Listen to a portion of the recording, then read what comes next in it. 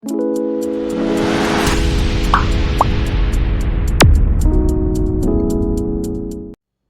Guys, இன்னைக்கு நம்ம வீடியோவில் சிம்பிள் காஸ்ட் ஷீட்டில் சம் நம்பர் 2 தான் பார்க்க போகிறோம். ஓகேவா? ஸோ ஃபஸ்ட்டு கொஸ்டின் படிச்சிடலாம். In a factory 20,000 units of product A were manufactured in the month of July 2009. From the following figures obtaining from the costing records, prepare a cost sheet showing the cost per unit. Okay, so நம்ம cost ஷீட்டும் prepare பண்ணணும், அதே time நம்ம cost per யூனிட்டும் நம்ம காமிக்கணும்னு சொல்லியிருக்காங்க. So இப்போ வந்து first இங்கே கொஞ்சம் டீட்டெயில்ஸ் கொடுத்துருக்காங்க பாருங்கள். Opening stock of raw materials, purchases, closing stock of raw materials, direct wages, factory overheads, அப்புறம் office and admin overheads. So இது எல்லாத்தையுமே நம்ம வந்துட்டு ஃபஸ்ட்டு நம்ம ஸ்டேட்மெண்ட் ஆஃப் காஸ்ட் ஷீட்டில் நம்ம கரெக்டாக ப்ளேஸ் பண்ணி நம்ம காஸ்ட் ஷீட்டை கண்டுபிடிக்க போகிறோம். ஸோ ஃபஸ்ட்டு வந்து நம்ம ரா மெட்டீரியல்ஸ் கன்சியூம்டு கண்டுபிடிக்கணும். ஸோ ரா மெட்டீரியல்ஸ் கன்சியூம்டுக்கு தேவையான டீட்டெயில்ஸ்லாம் இதுதான். ஸோ இதை வச்சு தான் நம்ம கண்டுபிடிக்க போகிறோம். So first opening stock of raw materials பார்த்தீங்கன்னா 5,000. ஸோ அதை ஃபஸ்ட்டு நம்ம போட்டுடலாம் 5,000.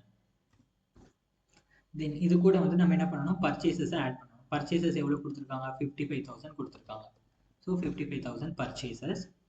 இது கூட எதுவும் கேரேஜ் ஆன் ரா மெட்டீரியல்ஸ் இருந்துச்சுன்னா அதையும் ஆட் பண்ணணும். கேரேஜ் ஆன் ரா மெட்டீரியல்ஸ் ஏதாவது இருக்கா கொஷினில் கொடுக்காதனால நம்ம போட வேண்டாம், விட்டுடலாம்.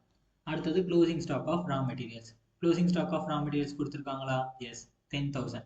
ஸோ அது வந்து நம்ம எதை பண்ணணும், மைனஸில் பண்ணணும். ஏன்னா க்ளோசிங் ஸ்டாக் ஆஃப் ரா மெட்டீரியல்ஸை சப்ராக்ட் பண்ணணும். ஸோ நான் -10,000 போட்டிருக்கேன். அண்ட் நமக்கு ஸ்கிராப் வேல்யூ எதுவும் கொடுக்கல, ஸோ அதனால் நம்ம அதையும் தேவையில்லை, நம்ம எடுத்துக்க வேண்டாம். ஸோ இப்போ நம்ம opening raw materials plus purchases minus closing raw materials பண்ணோம்னா 50,000 இருக்குது. இந்த 50,000 தான் நமக்கு ரா மெட்டீரியல்ஸ் கன்சியூம். ஓகேவா? இப்போ நமக்கு அடுத்தது ப்ரைம் காஸ்ட் வேணும்.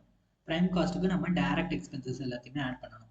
டைரக்ட் எக்ஸ்பென்ஸ் கொஷினில் என்ன கொடுத்துருக்காங்க பாருங்கள். டைரக்ட் வேஜஸ் வந்து 25,000 கொடுத்துருக்காங்க. ஸோ 25,000 வந்து டைரக்ட் வேஜஸ். டைரக்ட் எக்ஸ்பென்சஸ் வந்து எதுவுமே கொடுக்கல கொஷினில்.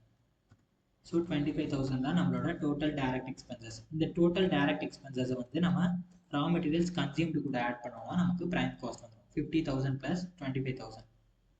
இப்போ அடுத்தது ப்ரைம் காஸ்ட்டுக்கு அப்புறம் நம்ம ஃபேக்ட்ரி காஸ்ட் கண்டுபிடிக்கணும். ஃபேக்ட்ரி காஸ்ட்டுக்கு என்ன டீட்டெயில்ஸ் கொடுத்துருக்காங்க பாருங்கள். ஃபேக்ட்ரி ஓவர்ஹெட்ஸ் கொடுத்துருக்காங்க. ஃபேக்ட்ரி ஓவர்ஹெட்ஸ் வந்து எவ்வளோ கொடுத்துருக்காங்க பாருங்கள். Factory overheads 40,000. ஸோ 40,000 வந்து ஃபேக்ட்ரி ஓவர்ஹெட்ஸ். மற்ற எந்த டீட்டெயில்ஸுமே கொடுக்கல நமக்கு, ஒர்க் இன் ப்ராக்ரஸ், நான் ப்ரொடக்டிவ் வேஜஸ்லாம். ஸோ அது எதுவுமே நம்ம போட வேண்டாம்.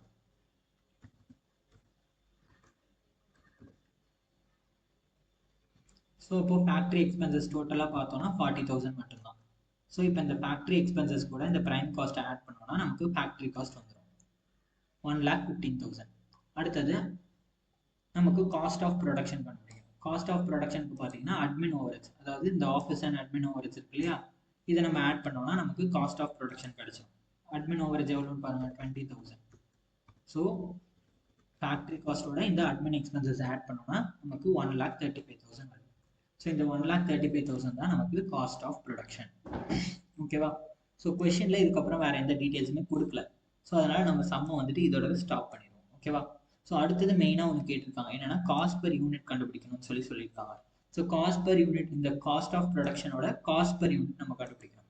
ஸோ காஸ்ட் ஆஃப் ப்ரொடக்ஷனோட வேல்யூ எவ்வளோ பாருங்கள், 1,35,000 நம்ம கண்டுபிடிச்சது divided by number of units manufacture. Number of units வந்து எவ்வளோ மேனுஃபேக்சர் பண்ணியிருக்கோம், 20,000 யூனிட்ஸ் வந்து மேனுஃபேக்சர் பண்ணியிருக்கோம். கொஷின்லேயே கொடுத்துருக்காங்க. ஸோ 20,000. ஸோ 1,35,000 டிவைடட் பை 20,000 பண்ணால் எவ்வளோ வருது, நமக்கு 6.75 வருது. ஸோ 6.75 தான் நமக்கு காஸ்ட் பர் யூனிட். ஓகேவா? So 6.75 rupees per unit. ஓகேவா? ஸோ இதுதான் நம்மளோட ஃபைனல் ஆன்சர். ஸோ இந்த சம்மில் ஏதாவது டவுட் இருந்ததுன்னா கமெண்ட் செக்ஷனில் கேளுங்க, நான் ரிப்ளை பண்ணுறேன். ஓகே, பாய்.